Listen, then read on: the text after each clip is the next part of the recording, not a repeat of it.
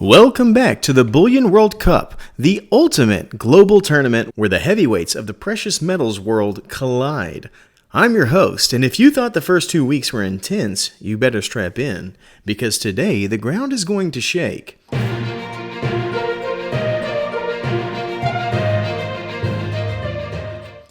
Two weeks ago, Asia set the standard with the powerhouse trio of the Chinese Panda, the Bhutan Lunar Rabbit, and the Korean Phoenix. Last week, if you remember, we brought you to the open seas of the Caribbean where the Cayman Marlin, the Barbados Trident, and the British Virgin Islands Pegasus put on an absolute clinic in design and elegance. The votes are stacking up in the comments for those videos, and the race to the knockout round is razor thin. But today, we are leaving the islands behind and heading straight for the home of the absolute titans. There may not be many nations within this region, but the nations that hold these coins are among the best. Welcome to the group of death of the group stages, the North American Showdown. This is the battle for the North American continent. To remind you, we're hunting for the undisputed champion across 7 legendary regions. We have Asia, the Caribbean, North America, which is today's arena. We have Africa, Europe, Australia and its friends, and of course the Pacific Island nations. When it comes to North America, we're talking about a region that doesn't just participate in the bullion market, it dominates it. 3 massive nations, Canada, Mexico, and the United States. And lo and behold, there's a hidden 4th one that we'll get to in a second. Between them, they produce some of the most liquid, recognizable, and most fiercely collected 1-ounce bullion coins on the planet. The depth of talent in the division is unreal. We've got iconic wildlife, historic sovereign symbols, and flawless security features stepping onto the field. The competition is brutal, but I have narrowed the field down to my top 3 sovereign contenders. We'll have to go over all of them before I reveal those. The brackets are locked, the physical silver is on the clock, and just like before, the whistle blows for you in the comments below.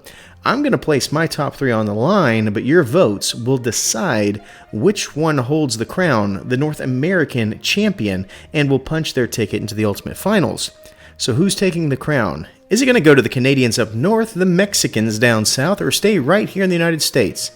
Let's meet our contenders to find out.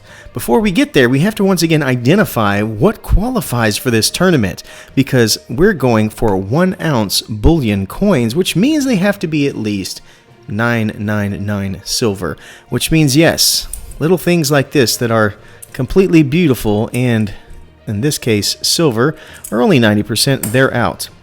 Classic pieces, such as this, a beautiful Mexican piece right here. This is 925. We call that sterling, and unfortunately it means this can not compete today. And my favorite of the Mexican coins, this one right here, this is, I believe, 72%, and it cannot compete either. But we do have some strong contenders. The first I'm going to do is not go to Mexico, United States, or Canada, but go to a place within these borders that considers themselves to be an own sovereign nation and a minter of coins like this. Here we have the Chief. This comes from the Lakota tribe, and if you don't know, I have videos, in-depth videos, over every single one of these coins, so if you see one you like, you want to know more, dive down in my video catalog to learn about those, but this is the Lakota Chief of the Sioux. Very, very cool history behind this coin. You see the $1 notation here. That's something that we need for this to be a coin. Obviously a monetary denomination, but we also need an issuing nation. And looky here. It says the sovereign nation within America, the Lakota Sioux. So we're going to qualify this for our tournament. Will it advance? Well, we'll have to find out. Really cool. Has the Winchester right here in his decorative garb. Out on the prairie, most likely going to be South Dakota is my guess. Here we have another from the sovereign nation of the Sioux. One of my funnest videos to make right here. The history that I got to dive down into and the world that I did not know existed when I learned about the Lakota people out here. This is the Sioux Chief. This is the warrior, I believe that's what it's called. And this was my first Native American piece I ever got. Really, really cool. And a brave showing from the Sioux tribe of the Lakota people. Now, let's start south. Probably one of the most iconic silver bullion coins in the history of the world. This is the classic Libertad from Mexico.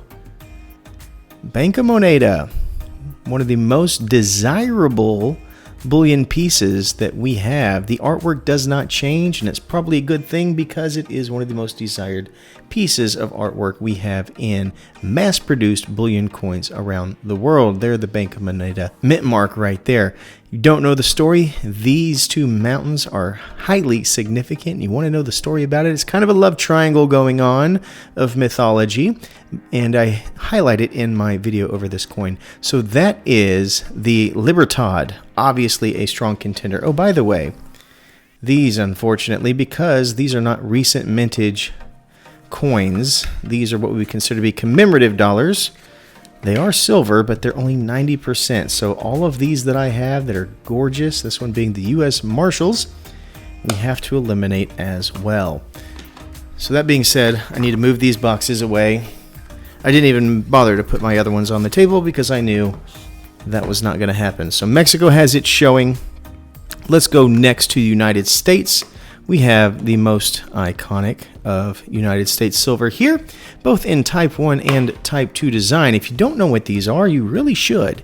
This is the American Silver Eagle, easily recognized as the world standard of bullion coins, though I'm sure many other nations would beg to disagree. But when I think about world trade and the importance of this coin, it seems to be second to none.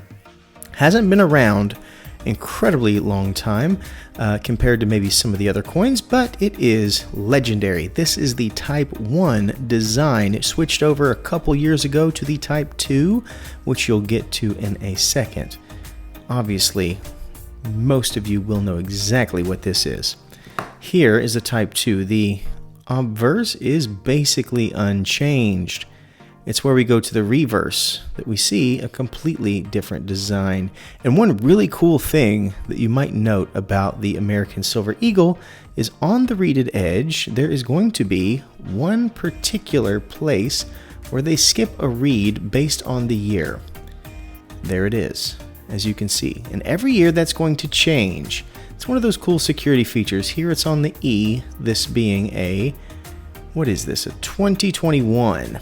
Every year it's a little bit different. So if you have American Silver Eagles and you want to see where those reed skips are, more power to you.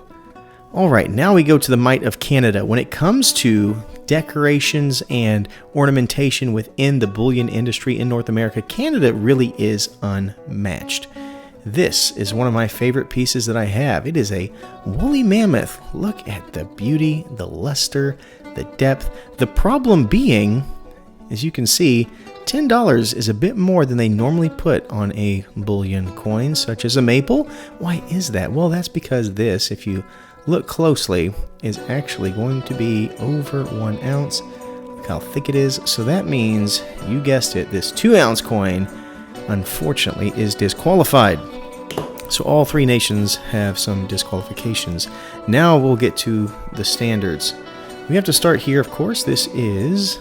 There's Queen Elizabeth, a 2016 variety of one of the most identifiable, beautiful bullion coins in the world. Now, it's interesting, between the Libertad, the American Silver Eagle, and of course this maple, does North America have the prettiest overall mass-produced bullion coins of any region?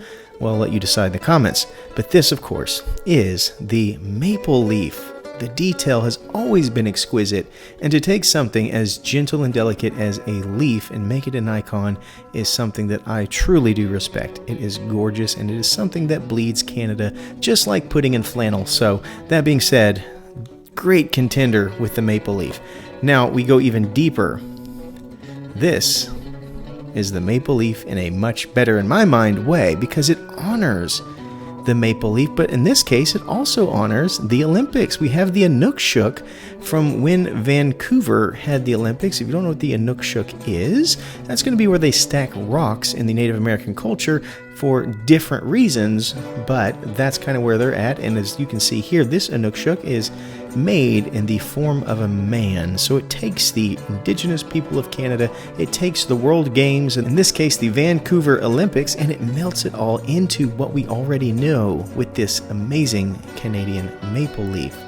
So that is another maple leaf, one that I find to be even better than the original standard. We go further. We have, once again, on the obverse, the Inukshuk, the Vancouver Olympics. 2009 for this variety. Just a gorgeous piece, and I know the fact that you have to have the monarch there.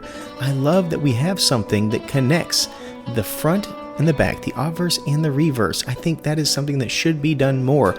I understand if you are in a Commonwealth and you need to have a monarch, that's all well and good. But we have so much more of a story to tell that we can do by giving this balance, which is just fantastic, because on the back, look at this. We have the Thunderbird, a beautiful symbol of history and culture within the native peoples, obviously one of the symbols of those Olympics. And then once again, the dancing maple leaf cascading across this Thunderbird in such a cool design. In my mind, this is the piece de resistance. This is the amazing way the maple comes to life by bringing the world together and showing off some of the cool things about Canada. And we have one more, folks. Here we have one of the offshoots that Canada has that they're known for. The amazing wildlife in the Canadian wilderness is highlighted frequently in things like the Predator series, and this one happens to be a part of the Predator series. Here we have the lynx. Gorgeous cat. It's a much furrier version of the bobcat that we have down south, and this is a part of that Predator series. And so, like I said, Canada is known for having amazing coins that highlight their wildlife, and this is one that I think is one of the best series when it comes to that particular realm. So now that we've seen the coins that qualify for this North American continent, what are my choices? Well, I think we have to start with the obvious. Representing Mexico, we're going to have the Libertad. I think we have to do that. Now, the United States. Within the United States, of course, we have the Native American coinage, which is beautiful. It has history, it has culture, and all of those things. What it doesn't have is global provenance. And that is the one area that obviously things like the Libertad and the Silver Eagle easily have an advantage. I can go to most places and they're going to know what this is. And of the Type 1 and Type 2, I think the Type 1 is the best version. The Type 2 is not bad, but to me the design from back to front in the Type 1, they kind of match in the way that that design is laid out, where on the Type 2, we still have the classic design here, but what seems to be a much more modern version of the Eagle there. So we're going to go with the Type 1. So the first two contenders are the American Silver Eagle and the Libertad. What shall be number 3? Well, it's going to be between these two right here. I absolutely love the maple leaf with the Inukshuk and the Thunderbird with the maple leaves. To me, both of these are definitely worth carrying on and carrying the banner for Canada, because both of these tell the story in amazing ways. But for me, I think I'm going to choose this one. I absolutely love it, and I think it goes just a step beyond. It carries the Inukshuk, it carries the Queen, and it has the maples right there, plus the symbols within the culture of the people. So that being said, I think those are going to be our 3 contenders. So what do you choose? Is it going to be the Libertad? Is it going to be the Type 1 American Silver Eagle? Or are we going to be looking at the Thunderbird Maple? Make sure you let me know in the comments below. And once we get to the knockout stage, we'll tally those, and your votes will decide who is the champion of this group to then go and compete against the champion of another group. Thank you so much for watching. And as always, please remember to stay classy and current with the culture of currency.